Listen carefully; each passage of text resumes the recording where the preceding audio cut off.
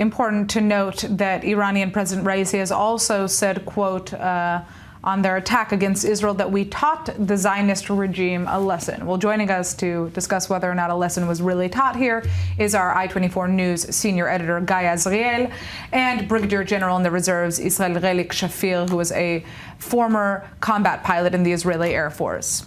Relik, I'm interested to hear your take on this, whether or not you think, Israel has a real reason to continue to be concerned with Iran, given the success that we saw last night.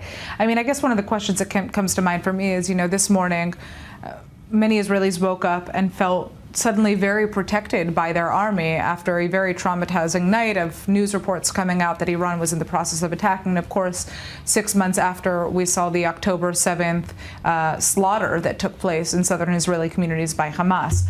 So the question is, what kind of threat does Iran pose to Israel at this point, given the fact that we've seen and established the fact that Israel has a very strong defense system in place?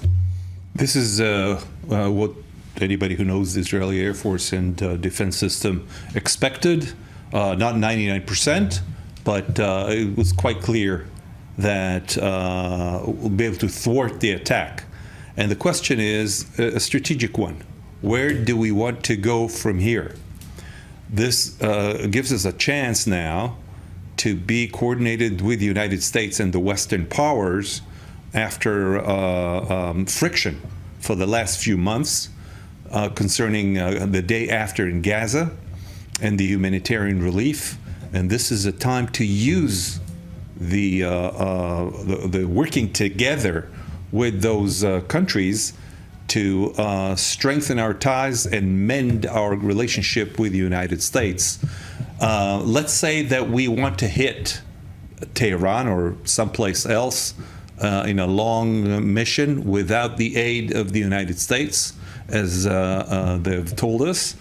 Of course, then the Iranians would shoot again, and we will be in a war of a kind of an attrition going back and forth, and it will lead us nowhere.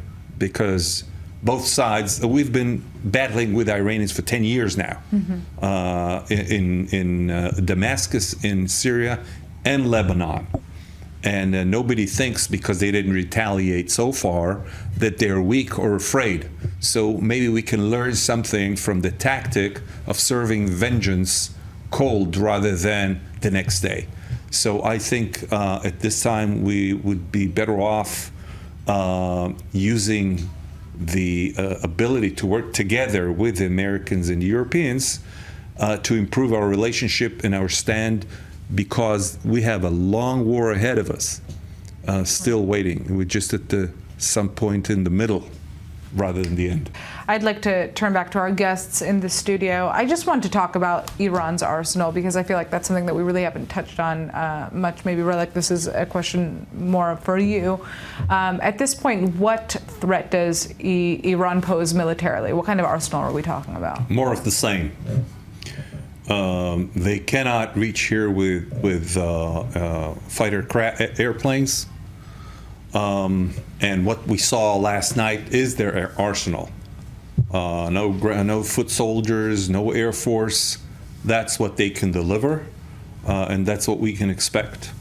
And that's what we've readied ourselves for the last 25 years, by the way, by building the Arrow missile systems, the early warnings, and all the rest of the systems, the David Sling, the Iron Dome, the Air Force itself, the F-35s that are able to easily find these small targets flying towards Israel all over the Middle East. So as far as that's concerned, that's what they can deliver, more of the same.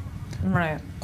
We should expect that the 99% that we were able to get last night won't repeat itself, and the numbers will be lower. It also means that we might be hit and some vulnerable targets will be taken out, but it won't be a massive attack that will cause a strategic damage to Israel. There'll be tactical damages.